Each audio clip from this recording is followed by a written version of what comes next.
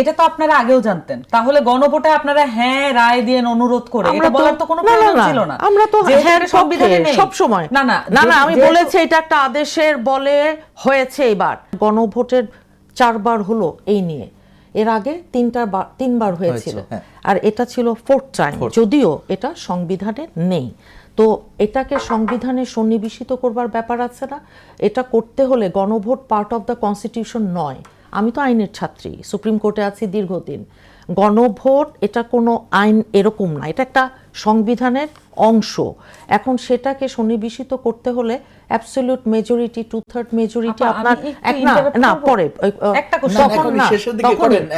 Question করি।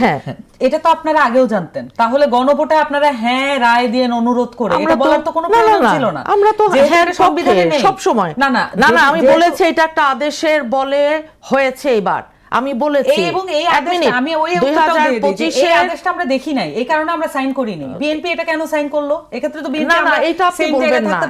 No আপনার footing না আপনার ফুটিং আর আমাদের ফুটিং এক না। আপনারা গণভোট নিয়ে কথা বলতে ঐকমত্য কমিশনে আপনারা যাননি, আপনারা তো গেছেন বছর খানেক ধরে। যেমন সালাউদ্দিন আহমেদ সাহেব উনি বিএনপিকে রিপ্রেজেন্ট করেছে, ওনারাও গেছে না। আই ডোন্ট থিঙ্ক এটা ক্লিয়ার না আপনার এই কথাটা। নো, এখন হয়েছে কি গণভোট এটা যেহেতু সংবিধানের পার্ট, হ্যাঁ এটা কোনো আইন না যে আপনি হঠাৎ করে ফেলবেন। আর এটা সংবিধানের পার্ট সন্নিবেশিত করতে হলে আপনার 2/3 মেজরিটি লাগবে। তো আমাদের সালাউদ্দিন সাহেব তো সঠিকভাবেই বলেছেন, তো উনি ভুল কথাটা কি বলেছেন এখানে ভাই আইনের ব্যত্যয় কিছু আমাদের হয়নি, বোঝার ভুল হতে পারে কারো কারো।